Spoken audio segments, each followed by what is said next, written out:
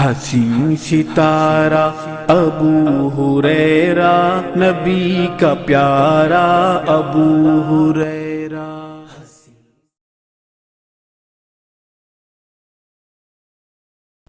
السلام علیکم ورحمۃ اللہ وبرکاتہ۔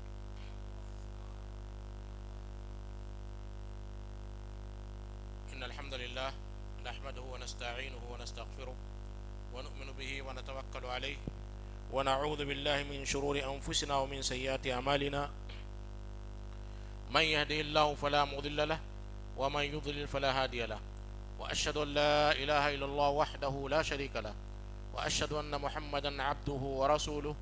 اعوذ باللہ السمیع العلیم من الشیطان الرجیم، بسم اللہ الرحمن الرحیم۔ یا ایھا الذین آمنوا اتقوا اللہ حق تقاتہ ولا تموتن الا وانتم مسلمون۔ یا ایھا الناس اتقوا ربکم الذی خلقکم من نفس واحدہ وخلق منها زوجها وبث منهما رجالا كثيرا ونساء واتقوا الله الذي تساءلون به والأرحام إن الله كان عليكم رقيبا۔ يا أيها الذين آمنوا اتقوا الله وقولوا قولا سديدا يصلح لكم أعمالكم ويغفر لكم ذنوبكم ومن يطع الله ورسوله فقد فاز فوزا عظيما، أما بعد فإن خير الحديث كتاب الله وخير الهدي هدي محمد صلى الله عليه وسلم وشر الأمور محدثاتها وكل محدثة بدعة وكل بدعة ضلالة وكل ضلالة في النار۔ ساری تعریفیں، عبادت، نظر و نیاز، قربانی صرف اور صرف اللہ کے لیے لائق و زیبا ہے۔ بے شمار درود و سلام ہو تمام انبیاء اور رسل پر، خصوصاً خاتم النبیین جناب مصطفیٰ محمد صلی اللہ علیہ وسلم پر، آپ کے صحابہ پر، اہل بیت پر، تابعین پر، تبع تابعین پر، سلف صالحین پر، اور ان سارے مسلمانوں پر جنہوں نے آپ صلی اللہ علیہ وسلم کے احسان کے ساتھ پیروی کی۔ آج اتوار کے اس شام میرا موضوع ہے امت محمدیہ کے فضائل یا امت محمدیہ کی خصوصیات۔ امت محمدیہ یعنی اللہ کے نبی کریم صلی اللہ علیہ وسلم کی امت، جس امت میں ہم اور آپ پیدا ہوئے ہیں، اس کی خصوصیات کیا ہیں، اس کے فضائل کیا ہیں، کیونکہ ہم جس دین کے ماننے والے ہیں، جس نبی کے امتی ہیں، ان کے بارے میں جاننا نہایت ضروری ہے، تاکہ ہم اپنی اہمیت اور اپنی خصوصیات جان کر اللہ تبارک و تعالیٰ کا شکر ادا کر سکیں۔ مختصراً یہ کہ امت محمدیہ کی فضیلت اتنی ہے کہ بہت سارے انبیاء نے اس امت میں پیدا ہونے کے لیے دعائیں کی تھیں، یعنی نبی اس امت میں پیدا ہونے کے لیے دعا کرتا ہے، اور اللہ تبارک و تعالیٰ ہمیں بائی ڈیفالٹ پیدا کیا ہے۔ تو کتنے خوش نصیب ہم لوگ ہیں، ہمیں اللہ کا کتنا شکر ادا کرنا چاہیے کہ اللہ تبارک و تعالیٰ نے ہمیں بغیر مانگے ہمیں ایک ایسی امت میں پیدا کیا جو ساری امتوں سے افضل ہے، ساری امتوں سے۔ ایسے نبی کا امتی بنایا جو نبی سارے انبیاء سے افضل ہیں، اس کے بعد کوئی نبی آنے والا نہیں ہے، خاتم النبیین ہے، اور اللہ تبارک و تعالیٰ کے بعد بعد از خدا بزرگ تو یہ قصہ مختصر، اللہ تبارک و تعالیٰ کے بعد سب سے بزرگ ترین ہستی، سب سے عظیم ترین ہستی، سب سے عظیم ترین بشر، انسان کون تھے؟ اللہ کے نبی کریم صلی اللہ علیہ وسلم تھے۔ تو جب ہمارے نبی کا اتنا بڑا رتبہ ہے، اتنا بڑا مرتبہ ہے، اتنی بڑی خصوصیات ہے، اتنی فضائل ہیں، تو امت محمدیہ کے بھی اتنی فضائل ہوں گے۔ لیکن یہ بات آپ یاد رکھیے کہ جب اللہ تبارک و تعالیٰ آپ کو کوئی مرتبہ، کوئی عہدہ دیتا ہے، یا انسان آپ کو کوئی عہدہ، کوئی مرتبہ دیتا ہے، تو آپ کی ریسپانسبلٹی بڑھ جاتی ہے۔ جب باپ ہوتا ہے تو اس کی ریسپانسبلٹی ہوتی ہے۔ ہر انسان جو ہے جب تک انسان ہوتا ہے، بچہ ہوتا ہے، اس کی ریسپانسبلٹی نہیں ہوتی، کھیلتا ہے، کودتا ہے، گھر میں جو ہے بہت ساری چیزیں توڑ دیتا ہے، اسے کہیں سے کما کر لانا نہیں ہے، بیوی بچوں کا، بھائی بہنوں کا خیال کرنا ضروری نہیں ہے۔ باپ پر یہ ذمہ داری بنتی ہے کہ بچوں کی تعلیم و تربیت کا خیال رکھے، بچوں کے صحت کا خیال رکھے، بچوں کی ہر جائز ضروریات کو پورا کرے، تب وہ باپ ہے۔ اور اگر وہ باپ اپنے بچوں کی ضروریات کا خیال نہیں رکھتا ہے، شراب پیتا ہے، راستے میں پڑا رہتا ہے، تو کیا باپ کہلانے کے لائق ہے؟ نہیں۔ یعنی جب تک آپ اپنی ذمہ داری، اپنی ریسپانسبلٹی نبھائیں گے، جب تک آپ باپ کہلانے کے حقدار ہیں۔ ایسے ہی جب تک آپ اپنی ریسپانسبلٹی، اپنی ذمہ داری نبھائیں گے، جب تک آپ کہہ سکتے ہیں کہ میں امت محمدیہ میں ہوں۔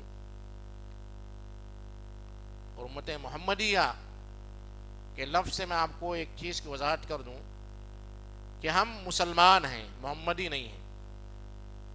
جیسے بہت سارے محمدن کہتے ہیں، محمدن کہتے ہیں مسلمانوں کو، یہ غلط نام ہے۔ اللہ تبارک و تعالیٰ نے وَسَمَّاكُمُ الْمُسْلِمِينَ، اس نے تمہارا نام مسلمان رکھا ہے۔ امت محمدیہ ہم کیوں کہتے ہیں؟ یعنی اللہ کے نبی محمد صلی اللہ علیہ وسلم کی امتی ہیں ہم، لیکن ہمارا دین کیا ہے؟ اسلام ہے۔ تو ہم اپنے آپ کو محمدی کہتے پھریں اور اپنے جو ہے ریلیجن کے خانے میں محمد لکھا ہے تو غلط ہو جاتا ہے، کیونکہ ہم اللہ اور محمد دونوں کو مانتے ہیں، جس کا کمبائن نام ہے اسلام، اور ہم مسلمان ہیں۔ تو کنفیوژن نہ ہو کہ امت محمدیہ سے آپ یہ کہیں کہ میں محمدن ہوں، میں محمدی ہوں۔ ہم مسلمان ہیں، اور اللہ کے نبی کی امتی ہونے کی وجہ سے ہم کہتے ہیں ہم امت محمدیہ میں ہیں، امت محمدیہ میں۔ یہ نقطہ سمجھنا نہایت ضروری ہے۔ امت محمدیہ کی بے شمار فضائل ہیں، بہت ساری خصوصیات ہیں، اور یہ بعض خصوصیات اللہ تبارک و تعالیٰ نے قرآن مجید میں بیان کی ہیں، بعض خصوصیات، بعض فضائل اللہ کے نبی کریم صلی اللہ علیہ وسلم نے اپنی احادیث میں بیان کی ہیں۔ قرآن میں دو بڑا ٹائٹل، دو بڑا لقب امت محمدیہ کو دیا گیا ہے، دو بڑا لقب۔ پہلا لقب کیا ہے؟ کنتم خیر امت اخرجت للناس تأمرون بالمعروف وتنہون عن المنکر وتؤمنون باللہ۔ کنتم خیر امہ، تم بہترین امت ہو، بہترین جنریشن ہو، بہترین قوم ہو، بہترین نیشن ہو، بہترین نسل ہو۔ خیر امت کسے کہا گیا؟ امت محمدیہ کو، کسی دوسرے نبی کی امتی کو نہیں کہا گیا۔ کنتم خیر امت، کیوں؟ اس کی وجہ کیا ہے؟ وجہ آگے بیان کر دی گئی کیوں خیر امت کہا گیا ہے۔ اخرجت للناس، لوگوں کے لیے اس امت کو پیدا کیا گیا ہے، پہلی وجہ۔ ہمیں اللہ تبارک و تعالیٰ نے ہمارے لیے نہیں پیدا کیا ہے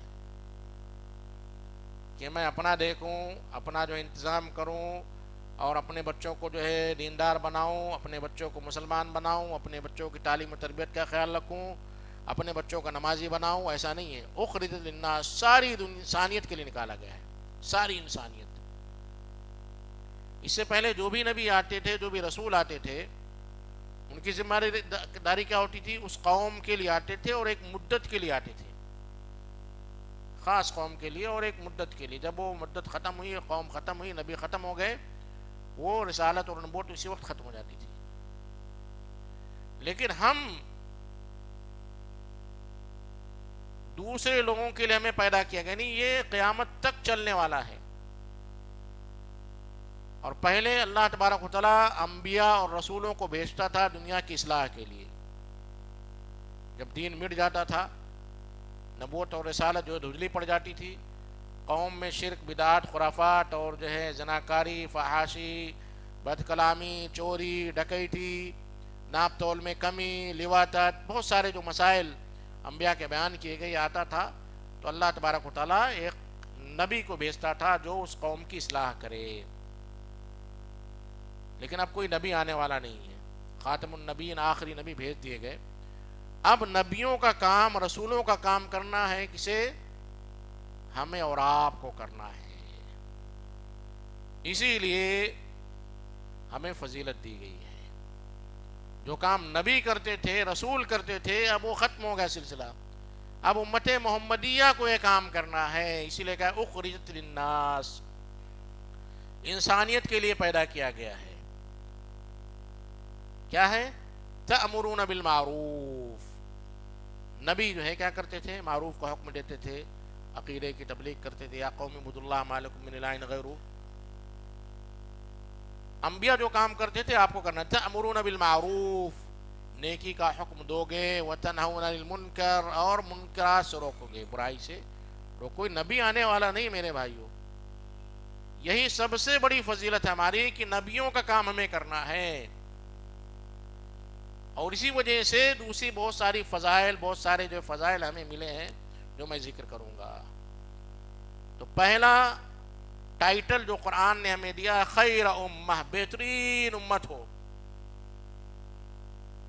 آج مسلمان کہتے ہوئے شرم آتی ہے. اگر کہا جائے کہ اسلام، جیسا کہ لوگ کہتے ہیں اسلام سب سے بہترین مذہب ہے، لیکن مسلمان اللہ معاف کرے سب سے بدترین قوم ہے. کیوں؟ اس لیے کہ خیر امت کا جو لقب تھا اسے ہم نے اپلائی نہیں کیا، اسے اپنایا نہیں. چھوٹی چھوٹی مثالیں لے لیجئے کہ اسلام میں طہارت، پاکی، صفائی ستھرائی کی بڑی اہمیت ہے. احادیث کی کتابیں کتاب الطہارہ سے شروع ہوتی. ایمان اور نماز کا مسئلہ بعد میں آتا ہے. نماز پڑھنے کے لیے بھی آپ کو طہارت حاصل کرنا ضروری ہے، پاکی صفائی حاصل کرنا ضروری ہے. لیکن آپ دیکھیے مسلمانوں کے محلے میں سب سے زیادہ گندگیاں ہوتی ہیں، سب سے زیادہ. اور ہم کمپلین کرتے جی ایس ایم سی والوں کی ذمہ داری ہے. بھائی آپ کے محلے میں گندگی ہے، آپ اوپر سے کچرا پھینک دیتے اور سوچتے جی ایس ایم سی والے صفائی کریں گے. آپ نے ڈرینیج سسٹم اتنا خطرناک بنایا ہے کہ پانی نکلتا نہیں. آپ جو گالیاں دیتے ہیں گورنمنٹ کو، حکومت کو. تعلیم، جو پہلا حکم اللہ تبارک و تعالیٰ نے امت محمدیہ کو دیا تھا، اقرأ بسم ربک الذی خلق، پڑھو رب کے نام سے. تعلیم میں ہمارا حال کیا ہے؟ سچر کمیٹی کی رپورٹ کے حساب سے ہم دلت سے بھی بدتر ہیں. خیر امت اللہ نے فرمایا، لیکن ہم نے اسے محفوظ نہیں رکھا، اسے باقی نہیں رکھا. بہترین امت کہا تھا. صحابہ اکرام کی زندگیوں کو دیکھو، کوئی پی ایچ ڈی نہیں تھا، کوئی B A, M A, M B A, L L B, doctor, engineer نہیں تھے. ان کی تربیت ہوئی تھی. اور اللہ کے نبی کریم صلی اللہ علیہ وسلم کے ساتھ اٹھتے بیٹھتے تھے. آج بھی صحابہ کرام کی مثالیں دی جاتی ہیں، مثال دی جاتی ہے ان کے ایمان کی، ان کے تقوی کی، ان کی صفائی کی، ان کی پاکیزگی کی، ان کی سیرت کی ایگزامپلس دی جاتی ہیں. آج مسلمانوں کی مثال اگر دینی ہو کسی مسلمان کی، تو ہمیں شرم آئے گی کہ ہمارے پاس جو ہے کوئی بڑی یونیورسٹی نہیں ہے، ہمارے پاس کوئی بڑا جو ہے ہاسپٹل نہیں ہے، ہمارے پاس کوئی بڑا جو ہے کام کرنے والا I S I P S officer نہیں ہے. ہم جو ہے 12 کے بعد ڈراپ آؤٹ ہو جاتے ہیں، جبکہ قرآن مجید میں 700 سے زائد بار تعلیم اور تعلیم کے مشتقات کا ذکر ہے. تعلیم یعنی علم حاصل کرو. اقرأ بسم ربک الذی خلق. هل يستوي الذین یعلمون والذین لا یعلمون؟ علم والے غیر علم والے برابر نہیں ہو سکتے. انما یخشی اللہ من عباد العلماء، علم والے ہی اللہ سے ڈرتے ہیں. اس طرح علم اور علم کے جو مشتقات ہیں 775 بار سے زیادہ، 775 سے زیادہ تذکرہ ہے اس کا. اور اللہ کے نبی کریم صلی اللہ علیہ وسلم نے علم پر ابھارا ہے. فرمایا کہ جب علم حاصل کرنے کے لیے ایک انسان نکلتا ہے تو فرشتے اس کے لیے پر بچھا دیتے ہیں، سمندر کی مچھلیاں اس کے لیے دعا کرتی ہیں. اتنی ساری فضیلت بیان کی گئی علم حاصل کرنے کے تعلق سے، اور علم کے معاملے میں ہم سب سے پیچھے ہیں. خیر امت کا لفظ جو لقب تھا وہ صرف جو ہے قرآن میں باقی رہ گیا ہے. اخرجت للناس، لوگوں کے لیے پیدا کیا، لوگوں کو ہمیں تعلیم دینا ہے، لوگوں کو ہمیں انسانیت کا درس دینا ہے. لیکن ہمارے اخلاق، ہمارے عادات، ہماری زبان اتنی گندی ہے کہ ہم خیر امت کا شاید میں کہوں بدترین امت، بدترین قوم میں ہمارا شمار ہونے لگا ہے۔ آپ ہمارے نوجوانوں کا سروے کیجئے، جائزہ لیجئے، ان کی زبانوں کا جائزہ لیجئے، ان کے کلچر کا جائزہ لیجئے، ان کے لباس کا جائزہ لیجئے، ان کے والدین سے ان نوجوانوں کے بارے میں پوچھئے، کوئی باپ اپنے بیٹے سے خوش نہیں ہے۔ خیر امت کہاں گیا؟ تأمرون بالمعروف، نیکی کا حکم دیتے ہیں، خیر امت نیکی کا حکم۔ آج ہم نماز پڑھ لیے، مسجد سے باہر چلے گئے، ہمارا بیٹا نماز پڑھ رہا ہے نہیں پڑھ رہا ہے، ہماری بیوی نماز پڑھ رہی نہیں پڑھ رہی، ہمارا پڑوسی نماز پڑھ رہا نہیں پڑھ رہا، ہمیں اس سے کچھ لینا دینا نہیں ہے۔ تأمرون بالمعروف کہاں گیا؟ بھلائی کا حکم دینا ہے، منکر سے روکنا ہے، برائی سے کہاں ہم روکتے ہیں؟ سوچتے ہیں شاید جو ہے اگر برائی سے روکیں گے، بھلائی کا حکم دیں گے تو ہمارے تعلقات خراب ہو جائیں گے، ہماری تجارت میں نقصان ہو جائے گا، ہماری تجارت میں نقصان ہو جائے گا۔ میں ایک واقعہ بتاتا ہوں کہ بمبئی میں ایک دکان تھی، ایک مسلمان کی تھی، غیر مسلم کی دکان تھی۔ غیر مسلمان جو ہے ایمان والا تھا، اللہ والا تھا، ناپ تول میں کمی نہیں کرتا تھا، لیکن اس کے پاس جو ہے کوئی خریدنے نہیں جاتا تھا تو اس کا ریٹ تھوڑا زیادہ ہوتا تھا، کیونکہ ناپ تول میں کمی نہیں کر رہا، سامان خراب ہو رہا تو اس کو مکس کر کے نہیں بیچ رہا ہے۔ وہ غیر مسلم دھوکہ دے رہا ہے، وہاں پر اس کا سامان کم میں بک رہا ہے، سارے لوگ وہاں پر جا رہے ہیں۔ اب یہ مسلمان پریشان ہے کہ میں کیا کروں، ایسے حالات آ گئے ہیں۔ دین پر عمل کرنا، اللہ کے نبی کریم صلی اللہ علیہ وسلم جیسے بنا کل قابض علی الجمر، جیسے آپ کے ہاتھ پہ ایک جو ہے انگار رکھ دی جائے، جلتا ہوا کوئلہ رکھ دیا جائے، کتنی تکلیف ہوگی۔ تو تأمرون بالمعروف، بھلائی کا حکم ہم نہیں دیتے ہیں۔ بھلائی کا حکم کیا ہے؟ اللہ کے نبی کریم صلی اللہ علیہ وسلم نے ابو سعید خدری رضی اللہ تعالیٰ عنہ کے حدیث سے فرمایا، من رأى منکم منکرا فلیغیر بیدہ فإن لم یستطع فبلسانہ فإن لم یستطع فبقلبہ وذلک اضعف الایمان۔ ایک مسلمان کے لیے بتایا کہ اگر آپ نے کوئی برائی دیکھی، منکر دیکھا، تو ہاتھ سے روک دینا ہے، ہاتھ سے روکنا ہے۔ ایسا نہیں باہر جا کر ہاتھ سے روکیں گے، جس کے تعلق سے آپ کو یہ اختیار ہے، پاور ہے کہ آپ اسے ہاتھ سے روک سکتے ہیں، اسے ہاتھ سے روکنا ہے۔ آپ کا بیٹا موبائل لیا ہوا ہے اور پورا وقت ضائع کر رہا ہے صبح سے شام تک، آپ کو اختیار ہے؟ نہیں اختیار ہے، آپ ہاتھ سے چھین سکتے ہیں موبائل۔ یہ ہے فَلْيُغَيِّرْ بِيَدِهِ، ہاتھ سے اسے روک دے۔ آپ کی بیوی فون کر رہی ہے، آپ کی امی کی برائی کر رہی ہے، آپ کے ساس کی برائی کر رہی ہے، نند کی برائی کر رہی ہے، یا کسی کی غیبت کر رہی ہے، یا کسی کی چغلخوری کر رہی ہے، آپ خاموش رہتے ہیں، کون جائے گا پنگا لینے کے لیے؟ آپ کا کام ہے موبائل چھین لیجئے، بند کر دیجئے۔ فَلْيُغَيِّرْ بِيَدِهِ، ہاتھ سے روکنا ہے، اس پر آپ کو اختیار ہے۔ آپ کا بیٹا سگریٹ پی رہا ہے، آپ سگریٹ چھینیے اور توڑ کر پھینک دیجئے۔ فَلْيُغَيِّرْ بِيَدِهِ، اگر آپ کو پاور ہے۔ ایسا نہیں کہ راستے میں چلتے ہوئے کسی غیر مسلم کو دیکھ کے سگریٹ پی رہا، آپ سگریٹ چھین کر توڑ نہیں سکتے ہیں۔ وہاں پر سیکنڈ اسٹیپ جانا ہے، فَإِن لَمْ يَسْتَطِعْ فَبِلِسَانِهِ، اگر آپ زبان سے نہیں روک، آپ ہاتھ سے نہیں روک سکتے تو زبان سے روکنا ہے۔ آپ کا ایک مسلم بھائی سگریٹ پی رہا ہے تو آپ کیا کریں گے؟ جانے دو۔ اکثر ایسا ہوتا ہے، کون جائے گا سمجھانے کے لیے، کیوں مصیبت لیں، اور الٹا جواب دے دیں گے، انکل اپنا دیکھو، ہاں بوڑھے میاں بڈھے میاں کچھ الٹا سیدھا سنا دے گا، اس لیے ہم نہیں بولنا چاہتے۔ آپ کا فرض ہوتا ہے فَلْيُغَيِّرْهُ بِلِسَانِهِ، اپنی زبان سے اسے کہ سمجھائیے۔ اس کے لیے کسی ڈگری کی ضرورت نہیں ہے کہ آپ کسی مدرسے سے فارغ ہو۔ آپ کہہ سکتے ہیں بیٹا یہ جو تم کام کر رہے ہو، سگریٹ جو پی رہے ہو، اس کے لیے کسی نالج کی ضرورت نہیں ہے۔ اس سگریٹ کے ڈبی پر لکھا ہوا ہے کہ یہ جو ہے آپ کے صحت کے لیے نقصان دہ ہے، کینسر کا جو ہے امیج بنی ہوئی ہے، دیکھیے اس میں غلط ہے۔ کہہ سکتے نہیں کہہ سکتے؟ ہو سکتا ہے 50 لوگوں کو نصیحت کی جس میں سے ایک آدمی سدھر جائے، ایک آدمی۔ لا يهدي اللہ بك رجلا خیر لك من حمر النعام، ایک انسان اگر آپ سے ہدایت پا لیتا ہے تو اس زمانے میں ریڈ کیمل، سرخ اونٹ کی بڑی جو ہے قیمت ہوتی تھی. اللہ کے نبی کریم صلی اللہ علیہ وسلم فرمائے کہ ریڈ کیمل سے بہتر ہے.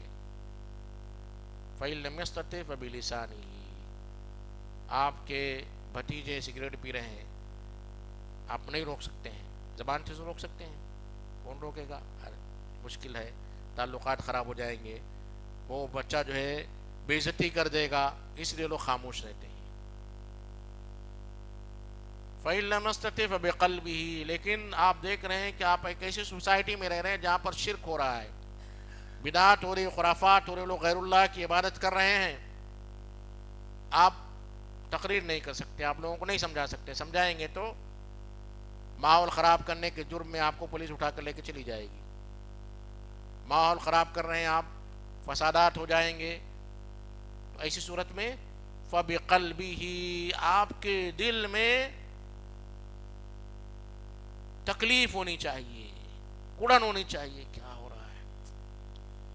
اللہ انہیں ہدایت دے، اللہ انہیں دین ایمان کی توفیق دے، اللہ انہیں شرک سے بچائے. کبھی آپ نے دعا کی؟ کبھی آپ کو کوئی تکلیف ہوئی؟ نہیں. گزرتے ہیں، غیر اللہ کی عبادت ہو رہی ہے اور ایسا لگتا ہے کہ سر پر جو بھی نہیں رہ گئی ہے، احساس تک نہیں ہے. وَذَلِكَ أَضْعَفُ الْإِيمَانِ، اور یہ سب ایمان کا سب سے کمتر درجہ ہے. اور حدیث میں آتا ہے کہ اگر یہ نہیں پایا گیا جو آج ہمارے اندر ہے، ہمارے اندر کوئی تکلیف نہیں ہوتی، کسی مشرک کو دیکھ کر یا شرک کے اڈوں کو دیکھ کر تکلیف نہیں ہوتی. اللہ کے نبی فرماتے ہیں اس کے بعد ایمان کا کوئی درجہ نہیں ہے، رائی کے دانے کے برابر بھی اس کے اندر ایمان نہیں ہے. تو کیوں ہمیں فضیلت ملی؟ ریسپانسبلٹی ہے ہماری، نبیوں کا کام کرنا ہے، سمجھانا ہے، لوگوں کو راہ راست پر لانا ہے. کنتم خیر امہ، بہترین امت کب ہوں گے ہم کہتے ہیں نبی کی امتی ہیں، اللہ کے نبی سفارش کریں گے، آخری ہیں ہم، آخری امتی ہیں، اللہ کے نبی جو ہے سب گنہگاروں کو جنت میں لے کر جائیں گے. گنہگاروں کو لے کے جائیں گے. گنہگار کسے کہتے ہیں؟ جس کے پاس گناہ بھی ہے اور نیکی بھی ہے. صرف گنہگار رہے، نیکی نہیں رہے تو کیسے جنت میں جائیں گے؟ تو پہلا لقب، پہلی فضیلت خیر امہ، بہترین امت. دوسرا لقب جو قرآن مجید میں اللہ تبارک و تعالیٰ نے فرمایا وَكَذَلِكَ جَعَلْنَاكُمْ أُمَّةً وَسَطًا، ہم نے تمہیں ایک بہترین اور معتدل اور درمیانی امت بنایا ہے. معتدل، ٹھنڈی زیادہ ہوتی تو لوگوں کو ٹھنڈی لگنے لگتی، گرمی زیادہ ہوئی تو گرمی لگنے، جو بیچ کا جو راستہ ہوتا ہے، نہ گرمی نہ ٹھنڈی، یہ ہے معتدل، ایوریج، مڈل پاتھ جس کو کہتے ہیں، درمیانی راستہ. یہ امت جو ہے امت وسط ہے، نہ یہاں پر افراط ہے نہ تفریط ہے. افراط کہتے کسی چیز میں حد سے زیادہ بڑھ جانا، حد سے زیادہ بڑھ جانا. حد سے زیادہ بڑھ جانا یعنی نکاح نہیں، زنا حلال ہے، زنا کرتے جا رہے ہیں، ایسا نہیں ہے. اللہ نے آپ کے جائز خواہشات کو پورا کرنے کے لیے آپ کو شادی کی اجازت دی کہ آپ نکاح کریں، اور نکاح کو واجب قرار دیا گیا. اگر آپ شادی کے لائق ہو گئے، شادی نہیں کرنے کی وجہ سے آپ زنا میں مبتلا ہونے کا ڈر ہو رہا ہے، تو آپ کو شادی کرنا ضروری ہو گیا. آپ کی جائز خواہشات کو پورا کرنے کے لیے اللہ نے ایک راستہ رکھا ہے، یہ ہے وسط. ایسا نہیں کہ آپ جتنی شادیاں چاہیں کریں، جو چاہیں کریں، ایسا نہیں ہے. ایک لیمیٹیشن ہے، 4 تک کی اجازت دی گئی. وسط 40 کی نہیں دی گئی، صرف ایک پر اکتفا کرنے کے لیے نہیں کہا گیا. اگر کسی کے اندر بہت زیادہ خواہش ہے تو جائز خواہشات کو 4 تک محدود کر سکتا ہے، درمیانی راستہ بتایا گیا. جانوروں کی طرح نہیں چھوڑ دیا گیا. عبادات میں بھی آپ کو درمیانی راستہ بتایا گیا. آپ جو ہے رات میں سو جائیے، پوری رات عبادت کریں گے جائز نہیں ہے. سوئیے، فجر کی نماز کے لیے اٹھ جائیے،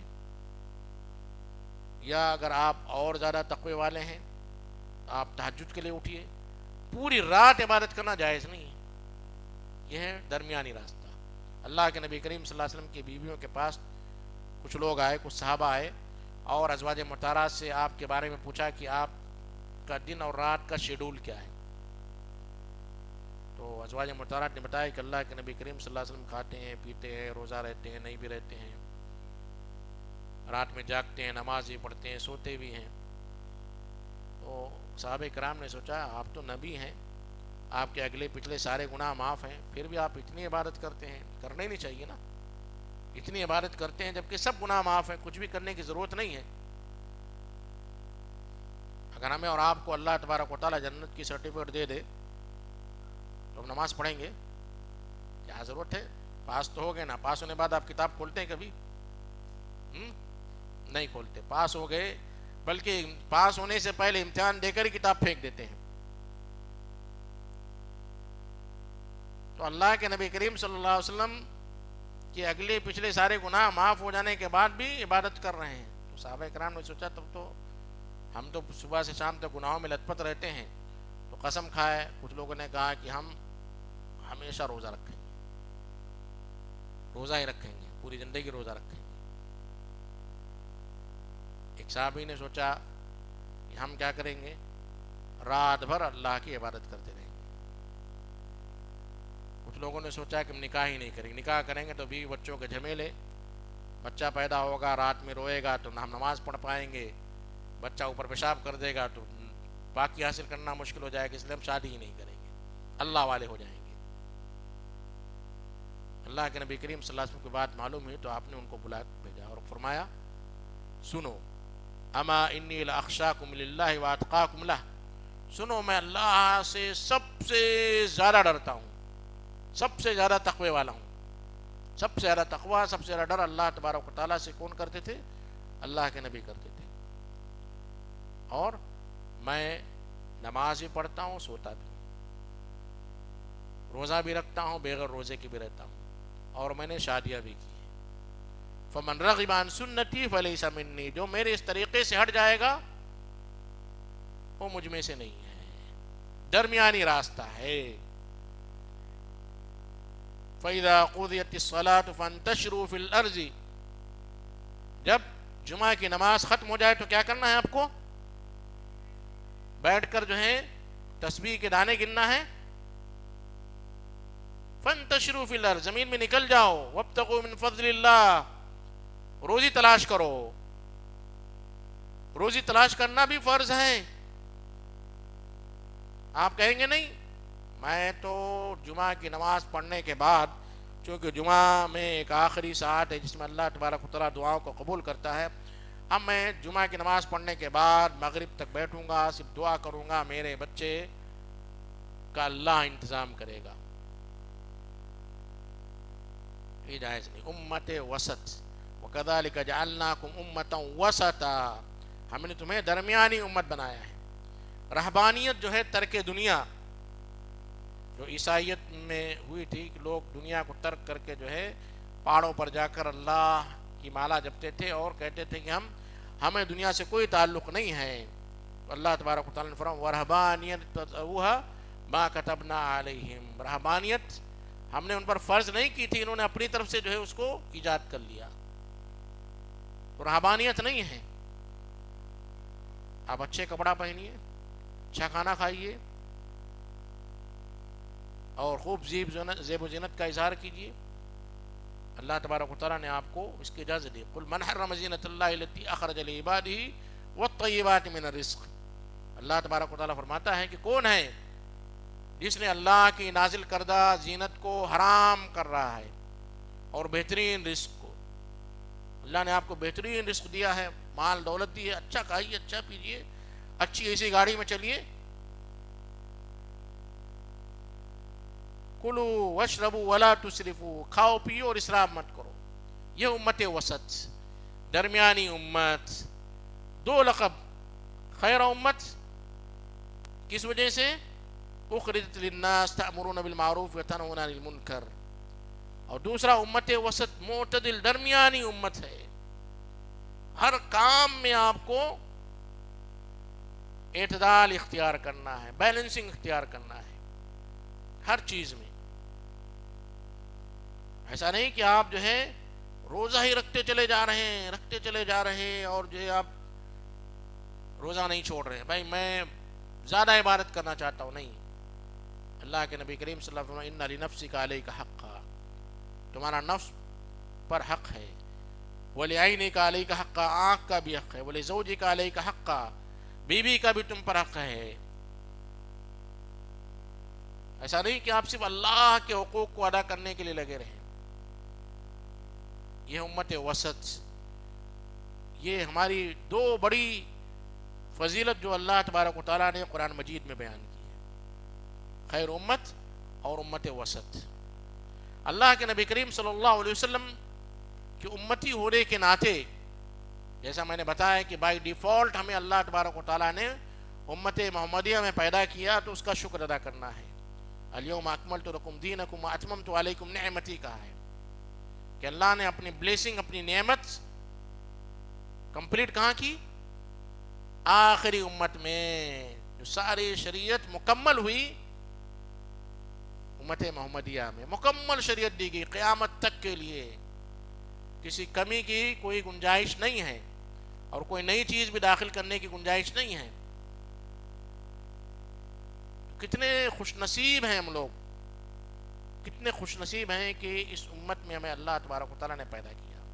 اور اللہ کے نبی کریم صلی اللہ علیہ وسلم نے جو اس امت کی فضیلت بیان کی ہے، ایک حدیث ذکر کر کے میں اپنی بات ختم کروں گا. اللہ کے نبی کریم صلی اللہ علیہ وسلم فرماتے ہیں نحن الاخرون السابقون یوم القیامہ، ہم آخری امت ہیں. السابقون یوم القیامہ، لیکن قیامت کے دن سب سے پہلے ہم ہوں گے، سب سے پہلے، یعنی ہمارا حساب کتاب سب سے پہلے کیا جائے گا. آخری امت ہے، یعنی آدم علیہ السلام، نوح علیہ السلام، عیسیٰ، موسیٰ، لوط، شعیب، 25 انبیاء کا تذکرہ قرآن مجید میں ہے اور اس کے علاوہ بے شمار انبیاء ہے. لیکن سارے نبیوں میں، سارے امتی میں سب سے آخری امت خاتم النبیین کی امتی ہم ہیں، لیکن قیامت میں سب سے پہلے فیصلہ ہمارا ہوگا. کتنی بڑی فضیلت ہے. لیکن جیسا کہ میں نے بتایا کہ جب آپ کو کوئی عہدہ ملتا ہے، کوئی فضیلت ملتی ہے، کوئی جو ہے ذمہ داری ملتی ہے، تو آپ کی رسپانسبلٹی بڑھ جاتی ہے، آپ اتنے ہی زیادہ ذمہ دار ہو جاتے ہیں. اور اگر آپ اس ذمہ داری کو نہیں نبھاتے ہیں تو آپ کو ویسی پنشمنٹ ملتی ہے. اگر ایک عام مصلی مسجد کا اللہ نہ کرے شراب پیتا ہوا پکڑا جائے اور مسجد کے امام پکڑے جائیں شراب پیتے ہوئے، تو کون سب سے زیادہ برا ہوگا؟ امام کو مانا جائے گا، حالانکہ دونوں نے شراب پی ہے، دونوں انسان ہیں، دونوں نے ناجائز کام کیا ہے. اللہ کے ہاں دونوں کی سزا سیم ہوگی، لیکن امام چونکہ اسے دیکھ کر لوگ اقتدا کرتے ہیں اس کی، اگر وہی شراب پینے لگے تو اذا کان الغراب دلیل قوم سیہدیہم سبیل الہالکین، جب کوا جو ہے لوگوں کو راستہ دکھانے لگے تو ہلاکت کی طرف لے کر جائے گا. تو جو جتنا بڑا ذمہ دار ہوتا ہے، جتنا بڑا ذمہ دار ہوتا ہے، اس کی رسپانسبلٹی بھی اتنی ہی زیادہ ہو جاتی ہے. تو امت محمدیہ میں ہم ہیں تو ہماری رسپانسبلٹی اور زیادہ بڑھ جاتی ہے.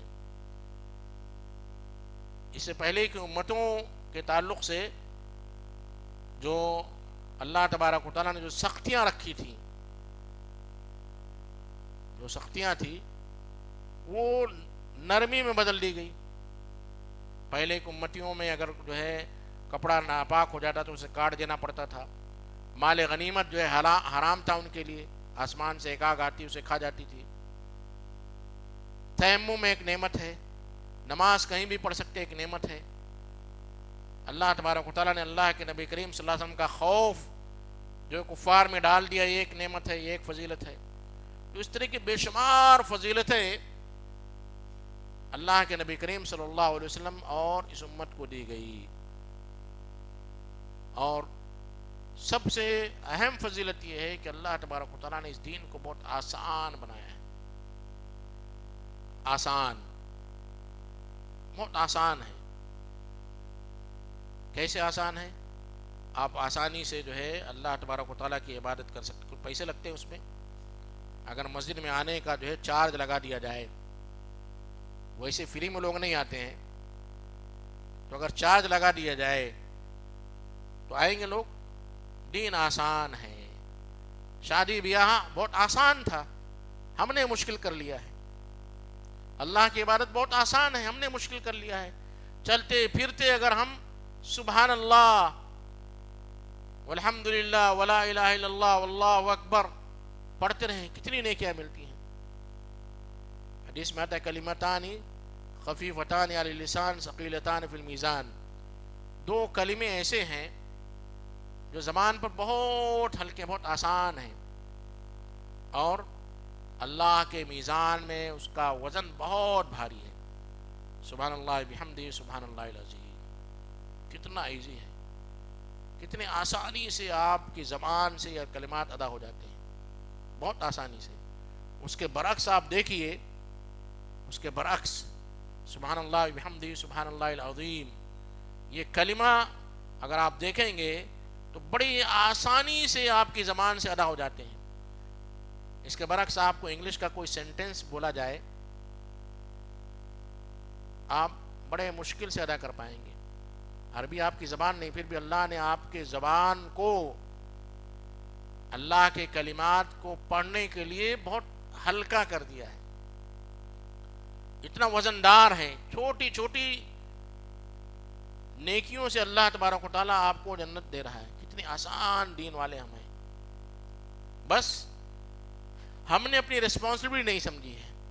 اپنے آپ کو ہم نے امت محمدیہ کے جو فضائل ہیں وہ صرف ایک کتابوں میں ہیں، یوٹیوب پر ہے، آڈیو میں ہے، ویڈیو میں ہے، اسے ہم نے اپنی زندگی میں اپنایا نہیں ہے، اسے زندگی میں ہم نے امپلیمنٹ نہیں کیا ہے۔ تو میرے بھائی اور بزرگوں، نوجوانوں، عزیز بچوں، اللہ تبارک و تعالیٰ کا شکر ہے کہ اللہ تبارک و تعالیٰ نے ہمیں آخری امت میں پیدا کیا۔ ہمارا حساب سب سے پہلے ہوگا، ہم بہترین امت ہیں، امت وسط میں۔ اس چیز کو سمجھنے کی ضرورت ہے اور اسے اپنانے کی ضرورت ہے۔ اگر ہم اپنائیں گے تو ہمیں یہ لقب ملے گا۔ اگر ہم نے اسے نہیں اپنایا، امپلیمنٹ نہیں کیا، تو ہم اس عہدے کے لائق نہیں ہیں، اس ٹائٹل کے لائق نہیں ہیں۔ اللہ تبارک و تعالیٰ سے دعا ہے کہ اللہ تبارک و تعالیٰ ہم دین کی صحیح سمجھ عطا فرمائے۔ آمین۔ وآخر دعوانا الحمدللہ رب العالمین۔ السلام علیکم ورحمۃ اللہ وبرکاتہ۔ مزید علماء اور مقررین کے بیانات سننے کے لیے ہمارے YouTube چینل کو سبسکرائب کیجیے۔ جزاک اللہ۔